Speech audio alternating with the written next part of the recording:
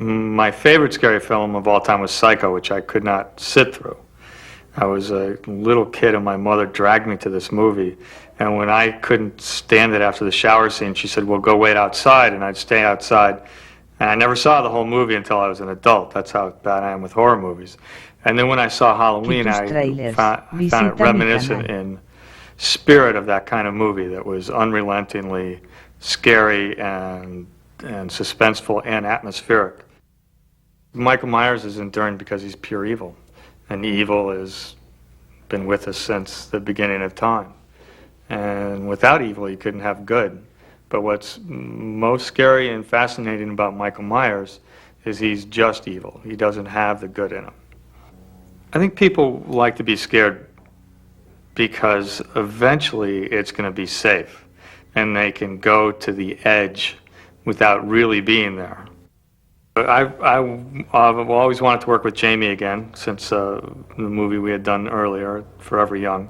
And I had also just worked with Kevin Williamson doing the pilot to Dawson's Creek, and was very impressed with his sensibilities as a writer and filmmaker. And I thought it could be a great collaboration between you know, all the powers that be, Jamie Lee and Kevin and myself. One of the best things was putting Janet Leigh in the movie and getting the same car that she had been buried in Psycho, for her to drive away at the end of her last scene in Halloween. Aquí tus trailers, visita mi canal.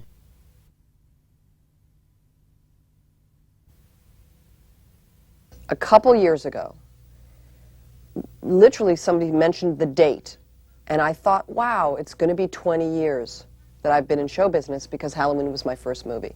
And it was going to be 20 years to the day that the movie was released, coming up, 1998 Halloween. And I thought, I'm still in the movie business, I can still get a job.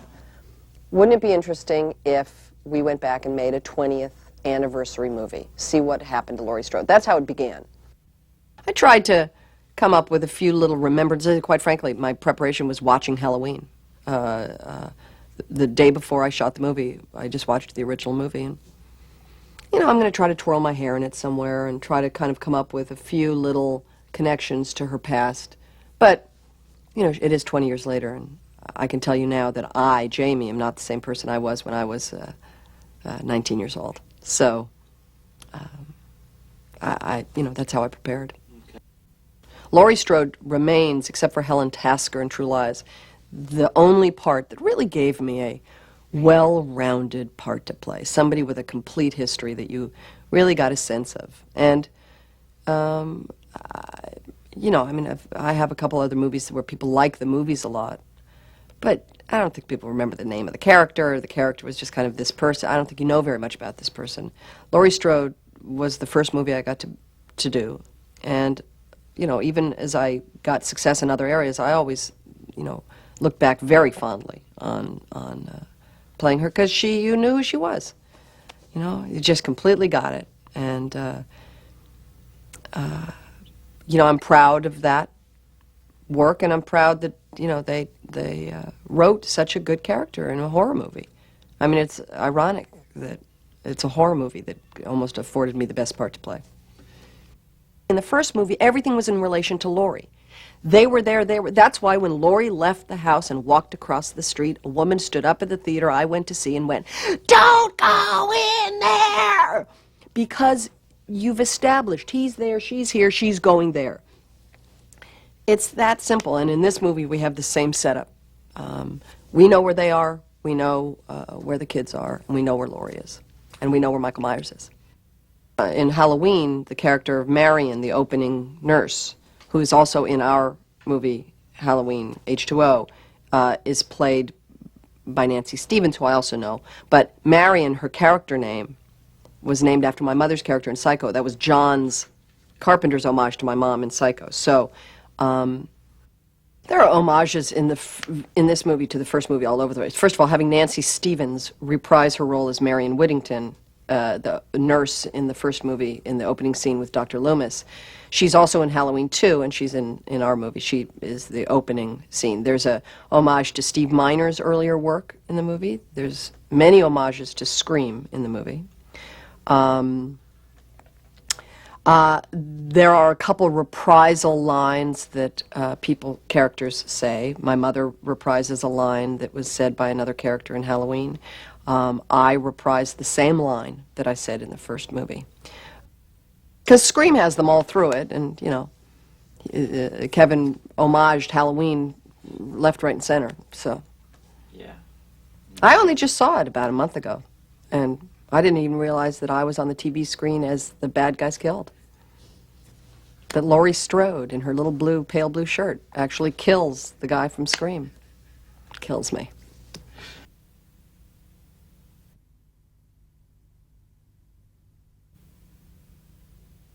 I read the script, thought the script was cool, you know, talked to my managers, talked to my agents, we all discussed it, thought it was a real cool thing to do. I thought it was quality work. It wasn't just a cheesy horror movie with a lot of people getting their throats cut. It was really actually cool script with some smart writing. And I wanted to be a part of it. You know, plus I've always been a fan of the Halloween movies, and I thought it was cool. You know, I was very young when the first Halloween came out. You know, that was 20 years ago, so I was a real little kid. But, you know, I remember it, and I did see it. And, you know, it stuck with me. I remember Jamie Lee screaming in the closet and the whole bit.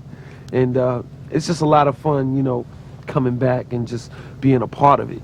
You know, especially now, because I think that this is a time when people are ready for some cool movies like this. And this is definitely your classic Hollywood horror movie. It's just written in a real cool way, and it's very contemporary.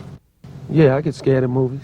But, you know, I'm a different kind of person. Me personally, I laugh. So, you know, I have I'm on a whole nother level. I guess I'm on the dark side or something, because I laugh at horror movies in a way at certain parts, you know.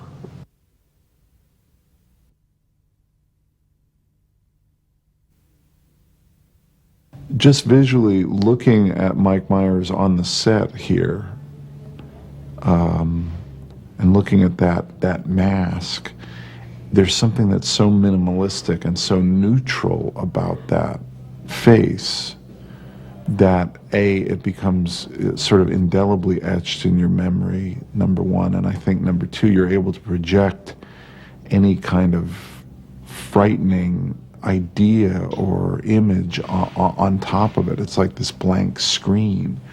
And so I think he'll sort of work in perpetuity as sort of the quintessential boogeyman.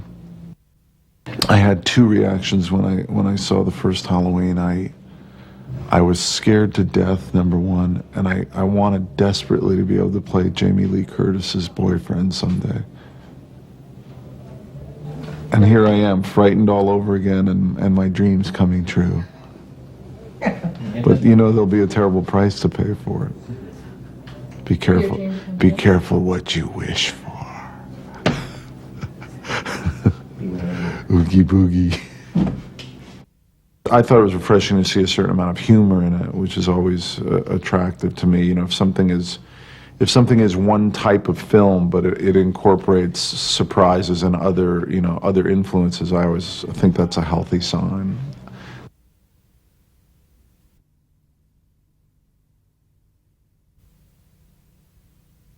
I started to hear about Halloween this Halloween.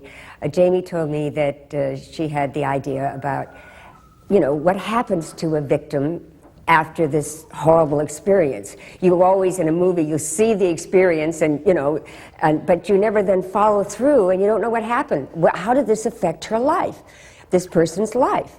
So she thought it was, since this was going to be the 20th anniversary of Halloween, when it first came out, that it would be a really interesting thing to examine what has happened, the evolvement of this victim, and then you know, obviously make it a true Halloween as it should be. Tus trailers, visita mi canal.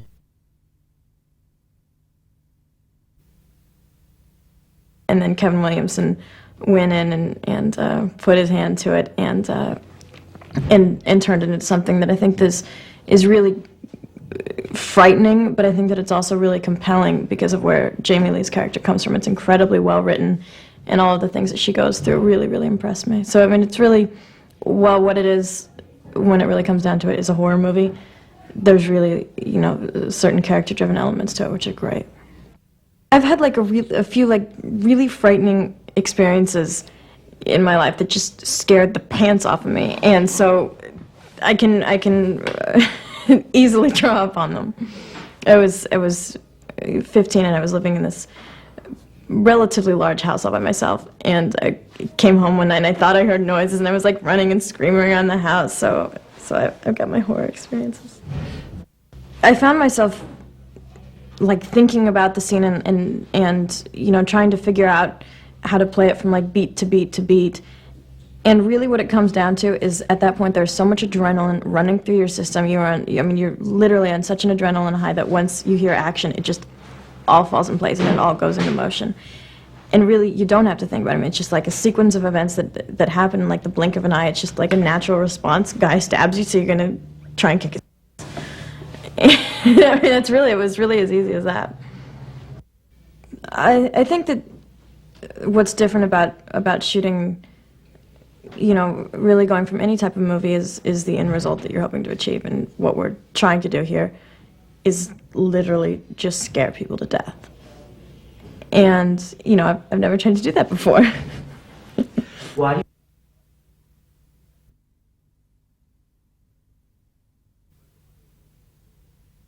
Michael Myers is the most horrifying for me because he is so abstract, and he seems to be killed off an awful lot and reappears because he is ultimate evil, and that is something that I can relate to. It seems like if it's that abstract, it's easier for me to be afraid of it. You know, somebody who just kind of appears and, you know, instead of an actual human who you think you could talk to, you could be like, hey man, I didn't do that. No, you know, I didn't kiss your girlfriend, you know, whatever. But with him, you know, that no remorse, he's got no feelings. It's that's the most frightening, definitely. It doesn't matter really what the movie does in particular, it's what it does for you, in my opinion. I think movies can be a great, useful tool. And as far as horror movies go, I think that they are a useful tool, and they really, if they frighten the bejesus out of a little kid sometime, I more power to them. I love it. I'm glad I had that experience. I think it'll be a lot of fun because, you know, it brought Janet Leigh back from Psycho, if you don't know who she is, who is just a sweet lady, really cool, really nice. And she's really funny in the movie.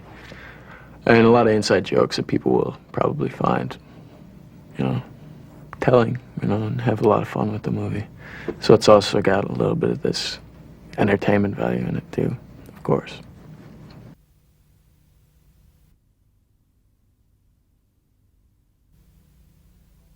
These types of movies, like Halloween and Scream and this type of thing, is more, it's scary and it's suspenseful, but at the same time it's fun and it's a little bit lighter.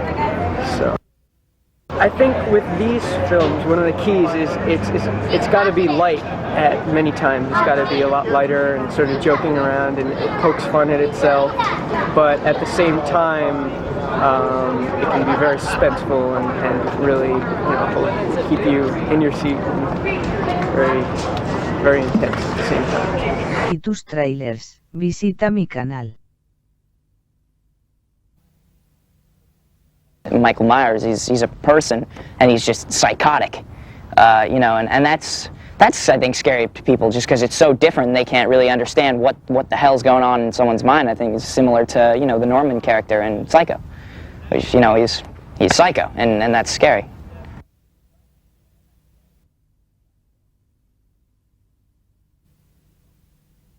John Carpenter came to me with a script. I didn't have time to read the script, with a budget of $300,000. I was surprised. I mean, you worry when the budget is low and you worry when the budget is high. I said, $300,000 to do a film? He said, yes. What's the story about? He said, about a babysitter to be killed by the boogeyman. The word babysitter just really kind of clicked with me, because I thought every kid in America knows what a babysitter is. I thought this will be really something the kids could relate to it. Are you sure you can make it for 300? He said, yes, I'm not taking any fees, I'm taking points, which was smart of him, of course.